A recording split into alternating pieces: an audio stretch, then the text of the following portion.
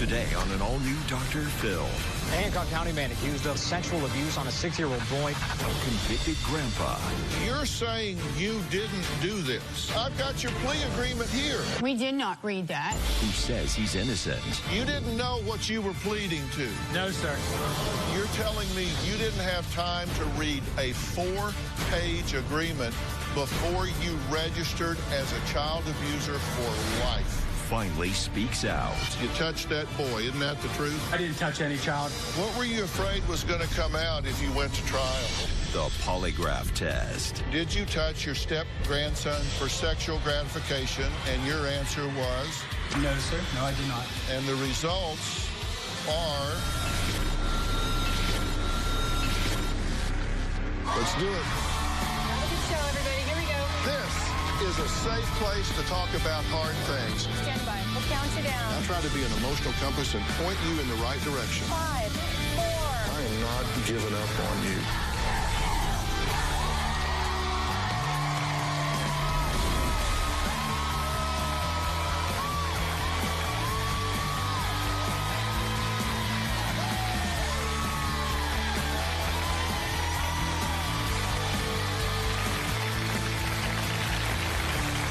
Yesterday, I sat down with Betty, whose husband of 23 years, Bill, was accused of touching their 5-year-old grandson inappropriately.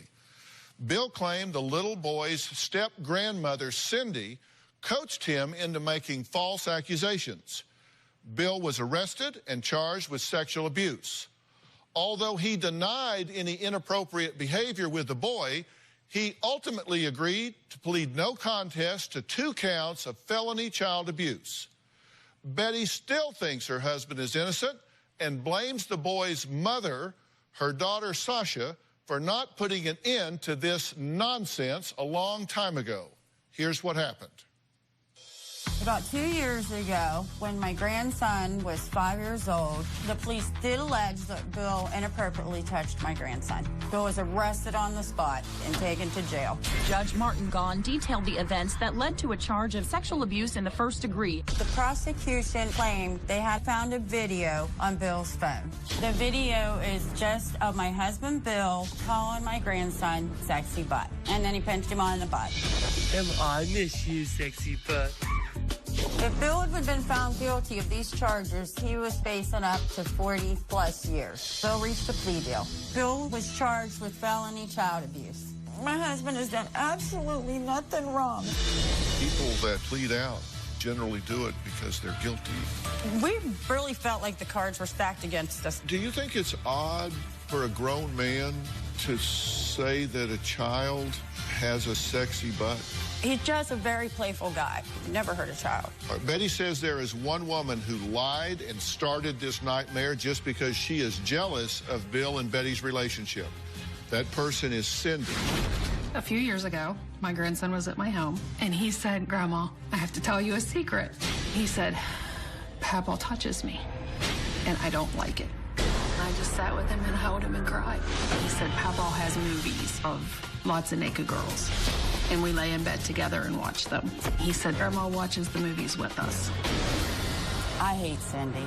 It's absolutely all lies. Cindy made this all up.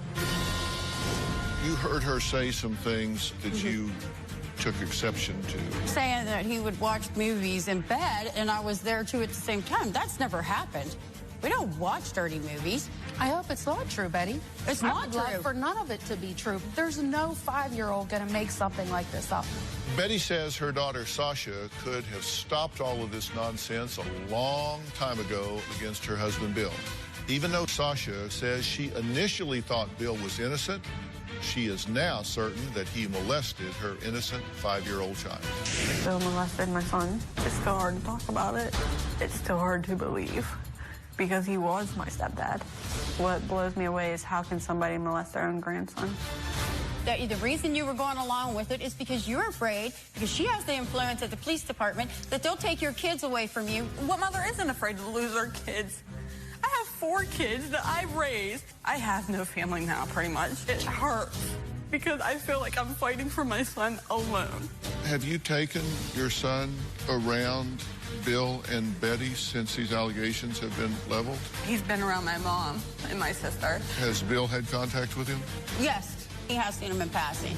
He is seeing the child? Yes, never. So he is still seeing him, just not alone? Correct. Bill says he is innocent and claims all of this is Cindy and Sasha's fault. I was falsely accused of molesting my grandson. I would never molest my grandson or anybody. A lot of people are trying to make me out to be a monster. I am not. Bill says he's speaking out to clear his name because he's innocent. He joins us via satellite due to travel restrictions from his probation. Bill, you've been watching the show up to this point. I'll let you have the first word here. What did you want to say? Dr. Phil, I thank you for the platform. And I absolutely do believe that Cindy is the mastermind, and she has maliciously, falsely accused me and with her friends in the court system, manipulated them into believing that something happened that did not ever happen, it would never happen. But it doesn't also excuse Sasha for jumping on board and, you know, saying one thing and doing another, because she was never raised in an inappropriate way. And then Cindy actually made allegations and that it happened to her, that I did it to Sasha in her younger years. And that was all false. And it's just a continued pattern for Cindy to say things that she knows isn't true to get the attention that she needs. So you're saying now that you didn't do this? I did never do this, Dr. Phil. So why did you say you did? I never did say I did. You took a plea. You said you did. Oh, I'm sorry. Well, I took a plea due to the fact that we had an emergency meeting because I wanted to go to trial, and I wanted to prove my innocence. But whenever I took the plea, I saw Sasha march those two babies on the witness stand and really destroyed me. I've been, crushed through the whole thing with falsely being accused. And I did say to the judge, my family has suffered enough. I do not feel I have proper representation. And with the way things were going and rolling and everything, I knew for a fact that I was going to jail and if I did not take a plea. And that was exactly told to me by my representation that morning when I left his office. Okay, he told me no matter how good he was, I'm screwed. But wait a minute, you took a very specific plea deal. And in the plea deal, yes, sir.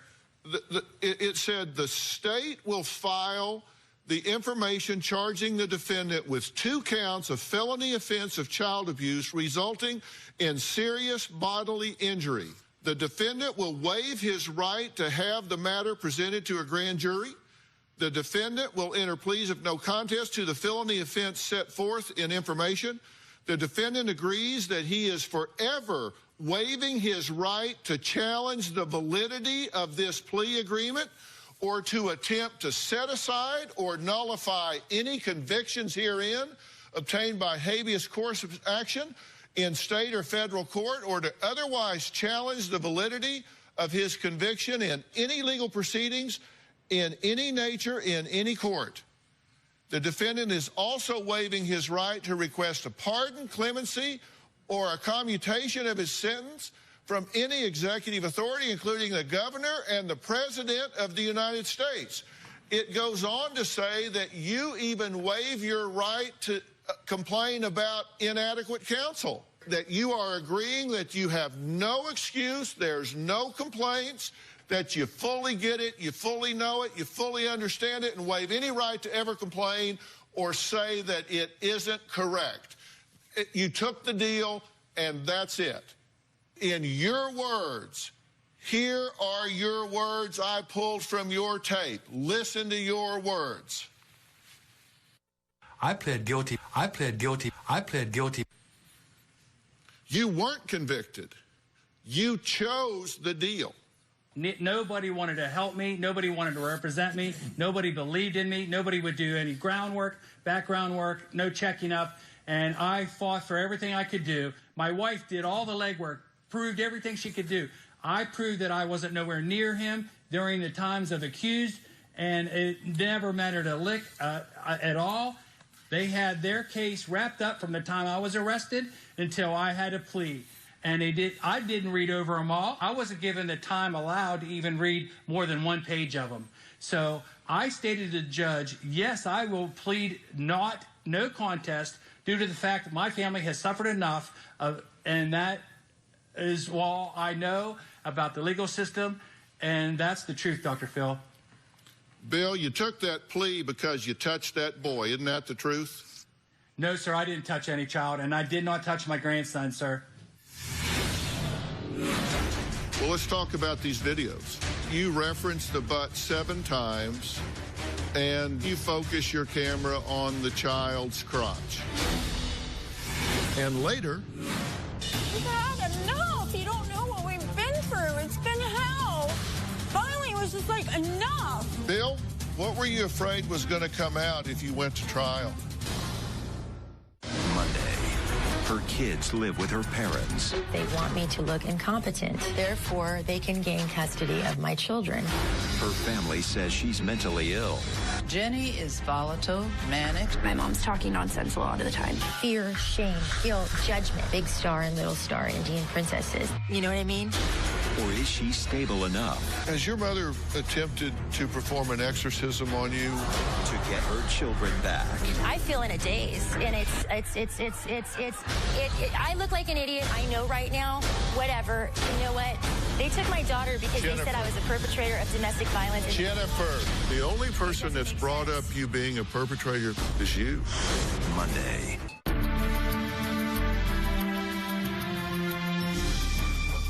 Well, let's talk about these videos. Okay. Are you telling me you think it is appropriate? Here is the cell phone video where Bill tells his grandson to check the tires. Let's take a look at this. Put her on her stomach, honey, not on her butt. You are just being a pain in the butt, Mr. Monkey Butt. The bear's moving. Oh, the bear just had a baby Mariah. Look, the baby come out of her butt. Wow, look at that big butt. That's a baby's butt. Holy cow, look at that butt. Check your tires. I want to check your tires. Let's check your air in your tires. Give it a good squeeze with your fingers. Okay, oh, here comes the little rascal. She's going to check our tires. Check the tires. Here, check his tires. Okay, Bill, let me tell you what forensics people look at in here. In this tape, you reference the butt 7 times, and then you focus your camera on the child's crotch. That's the problem with that video in court. That's why your attorney says this is a problem. Now, the video is what it is. It's subject to interpretation. I agree with that, but that is what it is. Do you not think in retrospect that that is subject to interpretation as being woefully inappropriate? No, sir, Dr. Phil. I was referring to the big bear having a baby, and I do believe that with the cell phone that I had, I was too close, and I was actually trying to see, when I had the phone, to see if his new shoes that I just bought him was to fit him properly and still on his feet. And that's what I was focused on, his feet, but the way it was paused and stopped and whatever it was, or however it comes across, was strictly because I was checking the boy's shoes, and the slippers, I mean, to make sure they were still on his feet because he was roughhousing on the bed. And when I referred to the derriere, I was referring to the baby coming out of the big bear, and that's exactly what the context of that whole video was. Why were you referring to sexy butt to your grandson? Well, I call all my... Yeah, I don't have an answer for that other than the song he sings that I know of, or when he was with me and living with us at the house, he sang 3 songs. One was You Are My Sunshine. Number 2 was the Celine Dion with the Titanic. And then the one that you are, I'm too sexy for my shirt, I'm too sexy for my body. And that was the song him and his little brother were singing at the time. That was the current new phrase that we were, me and the girls and everybody was using. And I had nothing to hide. It was innocent, maybe not appropriate, but it was absolutely not a lustful demeanor in any manner whatsoever, Dr. Phil. All right, well, let's take a break. Believe it or not, there are even more allegations about Bill being inappropriate with another child. I'm going to give him a chance to respond to that. We're going to find out who it is and what his mother has to say after the break.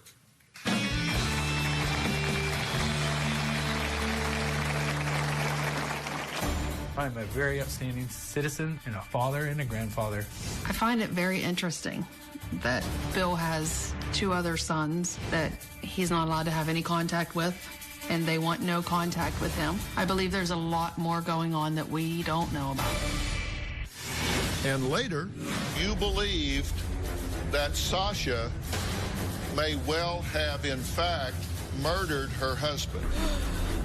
I believe she had a hand in it. Everybody knows I had nothing to do with it. This May. When you were with her, were you involved with other women? Yes. Hey, I'm not married, yo. I'm not married. The stories are more intense. He rubs my face and hits my head against the wall. That did not happen? No. It's sad how much you lie. No, you're the crazy. compulsive Can I talk now? Because she keeps speaking over me. That's not class. Learn some class. An Amish mafia star comes under attack. You think he steals money? I really believe so. You're going to sit here and lie all day or what? I can't trust him. He's one of those Amish guys that controls their women. Let me talk. Only on Dr. Phil. I do believe that Bill has laid his hands on Sasha. Sasha has said when Bill would bathe her that he took a really long time washing her privates. I've always felt that there was some kind of molestation there.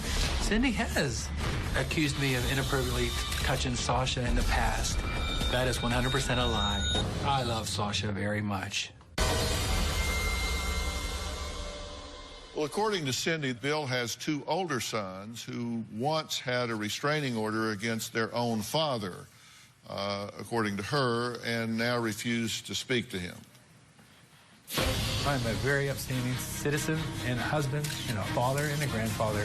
Most people think that Bill's a really great guy. I support my husband, Bill, because he's a wonderful father, grandfather, and husband. Bill is not an upstanding person. Bill is pretty much pond scum. If I had to describe Bill, I would describe him as a sick, disgusting pervert. I find it very interesting that Bill has 2 other sons that he's not allowed to have any contact with, and they want no contact with him. I'm pretty sure that Bill has a lifetime protection order against 2 of his other sons. The first thing that goes through my mind is, why would you not be allowed to have contact with your children? What did you do to them? What have you done to these children that you've done to my grandson? Is it the same thing? I believe there's a lot more going on that we don't know about. Bill, do you want to comment on that? You have 2 other sons, correct? Yes, I do, Dr. Phil. And do you have a relationship with those boys? No, sir, I don't have any relationship, and that's by choice, Dr. Phil. Whose choice? By mine and by mine and their mothers. It's a voluntary agreement.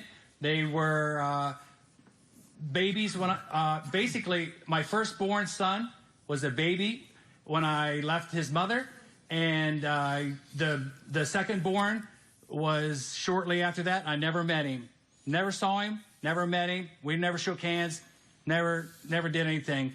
That was basically when I left. It was done and over with. And when I come out of rehab, because I thought maybe my drinking had caused a issue with our relationship, but by then I realized we got married too young, and it wasn't going to work. So I moved on. They're very good men. I know they care for me. I know I care for them. And for Cindy to say that, she's talking out of her behind, and she's insane. She's a malicious woman. She can paint any picture she wants, dot an I, cross a T. That don't mean she can spell. She's absolutely making those allegations up out of her own head. Okay, so you have no relationship with those boys. Did you ever have, was there anything inappropriate with either of those boys? No, Dr. Phil, never. No, sir. Was there any violence with those boys? No, sir, never, Dr. Phil. And Cindy thinks that you sexually abused Sasha as well. You have said that, correct? I have said that. But Sasha... Yes, sir, I have said that. You you deny that, correct, Sasha? Not that I ever remember him touching me like that, no. Okay, why do you say that then, Cindy? Because whenever she was little and would come to the house, she was always real backwards about getting, you know, about... The one time that Betty says I called CPS on her, I did call CPS. I will not deny that, because whenever we picked Sasha up for a weekend visitation, she was covered in bruises. Okay, but you said that you believe that he was sexually inappropriate with her. Do you have any basis for making that allegation? No, I do not. Only her discomfort, and she would say, well, Daddy does this. Daddy does that. You're saying that she told you that he did something to her? Yeah. What did she tell you he did? She just said Daddy would touch her. And how old was she? 5, 6, 5. And you don't remember saying that at all? No. And you don't remember that happening at all? I don't. You have no recollection of it, but you do. Mm-hmm. She never came out and said that. It's just, they just said the same thing I've said. I felt that. I never reported them for it because there was no proof for it. Sometimes I would bring my son into work, and Bill would let my son play games on his phone. About a week before the allegations came out and Bill got arrested, I found out that Bill was texting my son. And later, did you touch your step-grandson's genitals for sexual gratification? My answer was no.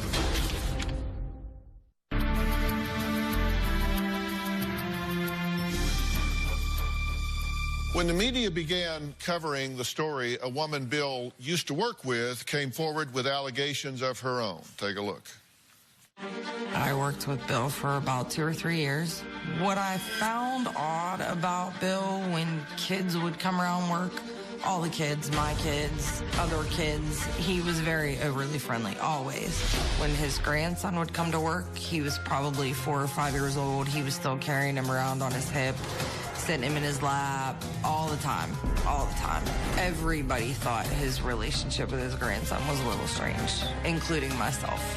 Sometimes I would bring my son into work, and Bill would let my son play games on his phone.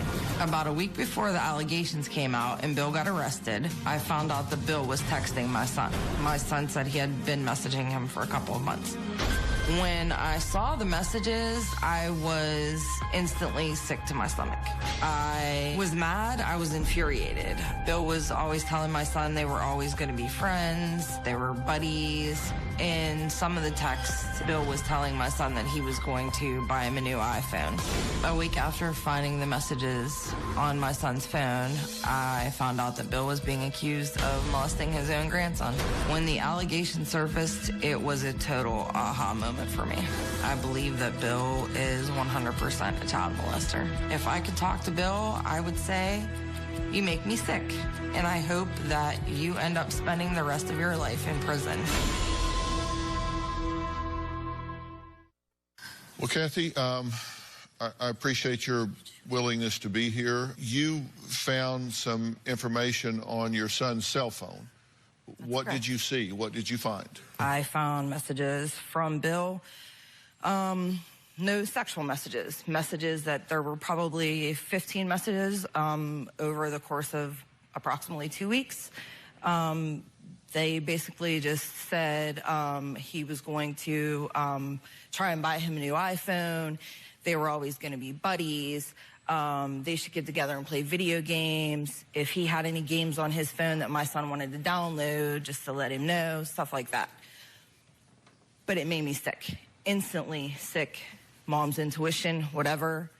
I immediately deleted the messages, blocked his number from being able to call or text my son's phone, yanked my son into the room, asked him, you know, my son was, of course, dumbfounded. He didn't, at 12, he wasn't thinking anything. Like, what, Mom, you know? Bill, what do you say about that? I believe Kathy's a joke. She's Cindy's best friend, and she's apparently got issues. And the thing is, if that was true, you don't text somebody and then delete their messages. You use it for evidence, and it still can be retrieved. So just because she thinks that she deleted it, there's still retrieval methods and procedures. So she can talk all the talk she wants. She can bash me all she wants. She's a bold-faced liar, and nobody in the community likes her. She has no friends. She hangs at the bars all night. Hold on. Stop. Before we assassinate her character, let me just ask you, did you know this young man? Sir? Did you text him? I don't know. Never. No, sir. No, I might have texted him while I was in the stand around her mom and dad, like once. I do remember once when he asked me about football, what a stunt play was, because he was starting football, and what actually a fullback and how you could read the offense. And that was the extent of it, and that was it. One time in front of her mother and her father at work, that was it. How did you have his phone number? Her boy put it on the table, and he texted my phone because he grabbed my phone and put it on there because he wanted to get games on my phone to be able to play them because he was wanting to play games on my iPhone that my daughter and my wife gave me to use at work. Okay, so there was interaction between you and her son via cell phone and text message. The question is just how much. One time, Dr. Phil. Harmless, innocent, nothing more. Okay. All right. There is another video I want to ask Bill about after the break.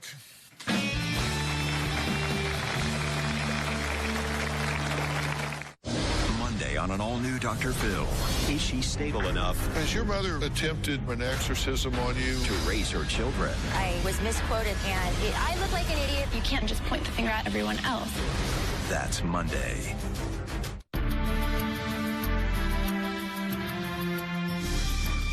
Bill recently accepted a plea deal after being charged with molesting his then 5-year-old grandson. He adamantly denies the allegations. I've added to the conversation Dr. Charles Sophie. Dr. Charles Sophie is director of the Los Angeles Department of Child and Family Services. Dr. Sophie is the medical director there, a psychiatrist, and he oversees essentially more of these cases than any department in the United States. So you can help us interpret some of this. I want to take a look at the West Virginia State Police report, Bill, filed April 24th. It said the mode of operation, it focuses on between Tuesday, January 1st, 2013, and Wednesday, February 27th, 2013. It says the victim was sexually abused by William, the accused.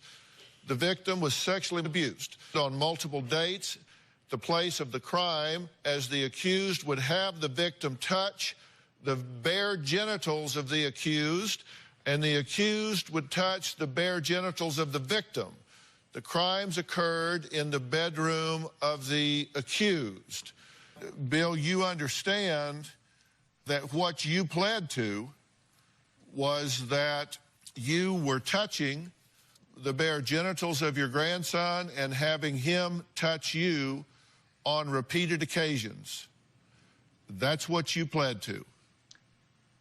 And you're saying I didn't know, I didn't understand, I was in a hurry. You read that, didn't you? No, sir. Actually, that information was given to us later. So you didn't know what you were pleading to? No, sir. That's the truth. Dr. Sophie, you reviewed the forensic interview that was done with the victim in this case. I did. Was this an interview that, in your opinion, a 5-year-old could have been coached to sustain across that period of time? Not to sustain it over that amount of time. He would have lost the focus of it if it was really just planted in his head. There was so much significant stuff that happened in that 35-minute span that child got so sexually stimulated, he had to relieve himself. I mean, that's a pretty significant behavior. Was there any question that he was reporting that this was this man that was doing this? There was no question. He was very clear about who did it. Bill, what I'm saying is your grandson reports that you've been doing this, Then you go into court and take a plea that says you did this, and now you say you didn't, and you say you didn't understand what you were doing. You say, I didn't know what was going on. I've got your plea agreement right here. This agreement is 4 pages. And you're telling me you didn't have time to read a 4-page agreement before you registered as a child abuser for life. We did not read that. He asked his attorney. I mean, we were rushed through 2 days because Bill asked his attorney what was best. We've had enough. You don't know what we've been through. It's been hell. Finally, it was just like, enough. Bill, what were you afraid? What were you afraid was going to come out if you went to trial? Well, I haven't seen my kids and my daughter, my stepdaughter, and my grandkids for quite a long time. And I know for a fact that they had probably contaminated his mind and the way he talked, because Dr. Phil, straight up, I'm an innocent man. Did the police give you a polygraph? Yes, sir. Did you pass it? It was inconclusive. You have said that you believe there is a conspiracy afoot here that was started by Cindy, correct? Is that an accurate statement? Yes, sir, that's absolutely 100% correct, sir. I'm just wondering, because I think you've made some pretty wild accusations, and I'm wanting to get those out and make sure I'm clear. You also said that you believed that Sasha may well have, in fact, murdered her husband. I believe she had a hand in it. I do believe that. Everybody knows I had nothing to do with it. I'm asking this question because I'm just trying to find out the credibility of this man. I'm trying to find out whether or not he is making credible statements or not. And I think you should weigh that very carefully. I'm listening. Bill and Betty came to me to appeal to get their grandson and other grandchildren back in their lives. I'm going to tell you what my thoughts on all of this are when we come back. Did you get married when you were broke, but now you're successful? Or are you already financially secure and getting ready to tie the knot with someone who is not? Are you worried about what will happen to your money if your marriage fails? If you've asked your partner to sign a prenuptial or postnuptial agreement and you didn't get the reaction you hoped for, or you want to ask but you're afraid to, email me at drphil.com. If you are going to be in the Los Angeles area and you would like free tickets, go to drphil.com and click on Be in the Audience. Or you can call 323-461-PHIL. That's 323-461-7445.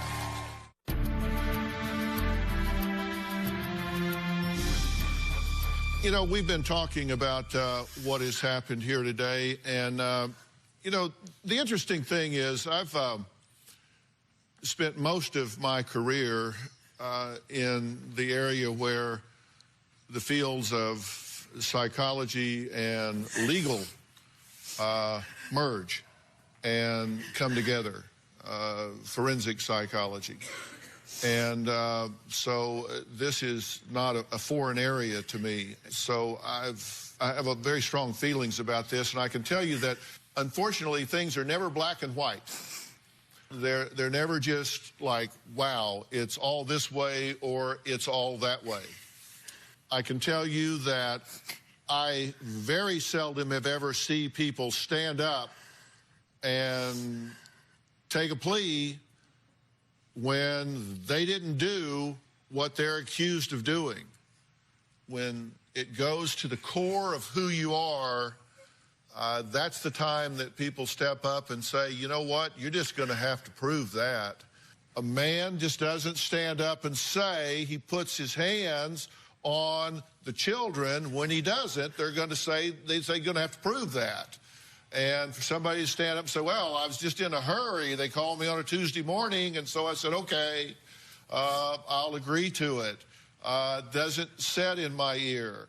I look at all of the evidence here of what Cindy said then versus what she said later versus what she said now. It's riddled with inconsistencies. There are inconsistencies all throughout that. I certainly acknowledge that.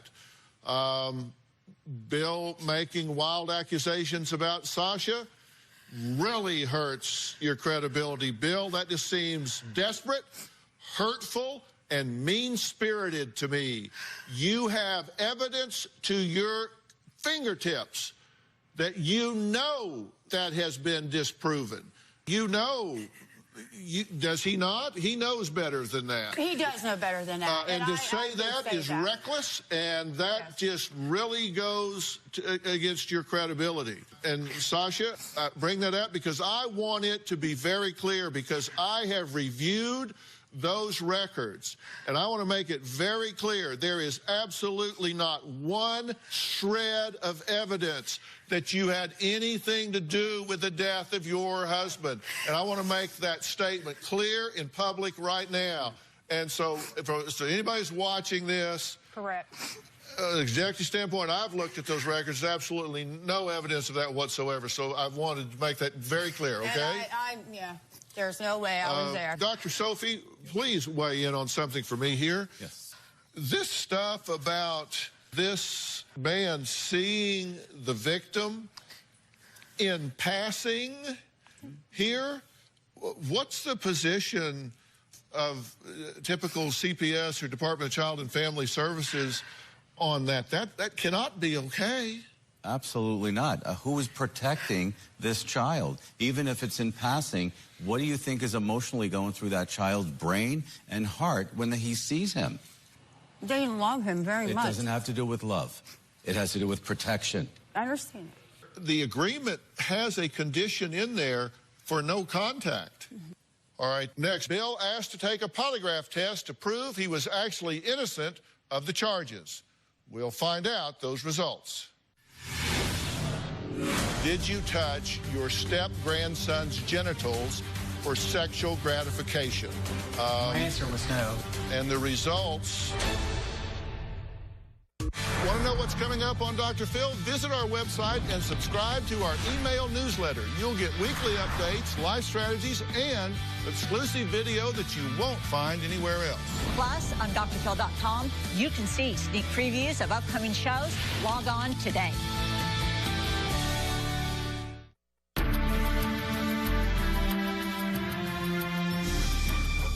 We taped the earlier part of this show a few weeks ago, and we're back in studio with an update. Since Bill claimed the polygraph test that the police gave him in connection with their investigation came back inconclusive, and he wanted to take another test to prove his innocence, I sent him to a polygraph examiner in his area recommended by former FBI profiler Jack Tremarco after the show.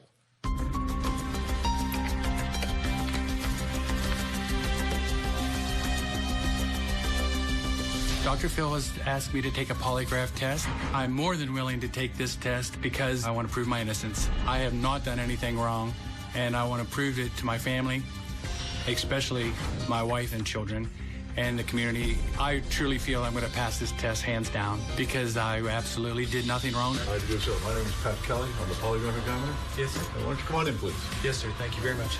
You can have a seat over there, please.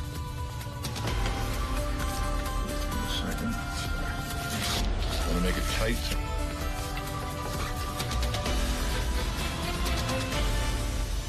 I just finished taking the polygraph test. This gentleman here seemed to know what he was doing and have my best interest, my grandson's best interest. I feel confident that I passed the test. I know I passed the test. I'd like to tell Bill the results directly, so Bill and Betty are joining us via satellite to hear the results for the first time. But first, Bill, let me ask you, how did the test go with the examiner? How did you feel about the test, and how were you treated by the examiner? Oh, the examiner was very professional. He seemed very, very good at what he does. And I felt okay, as comfortable as I could be in a situation I was in. All right, well, let's talk about the questions. Okay. The first question was, did you touch, and we actually used the name and the body part, but for television purposes, I'm going to edit that somewhat. Did you touch your step-grandson's genitals for sexual gratification? My answer was no. And your answer was no. Yes. There were two questions, actually. The second question was, other than hygienic purposes, did you ever touch your step-grandson's genitals? And your answer was? No, sir. No, I did not. And the results to both of those questions are that you were being deceptive. That you were not telling the truth. I don't have anything to say. I don't believe that never happened, so it's hard to hear something like that. Betty, how do you feel about this? I don't know. I'm devastated. I just can't ever see that happening with Bill. Well, Bill, you did take a plea, and you did take the convictions on this, correct? I did take a plea bargain, yes, sir. And you have now failed the polygraph apparently. On this. Well, not apparently. You okay. did. Okay. What do you think people should do given the information that I hold in my hand now and what the court holds in their hand on your end? What should we think and what should we do? Well, I don't know. You know, I thought for sure I would never fail a polygraph test, given the standards, the rights, you know, the right person doing it.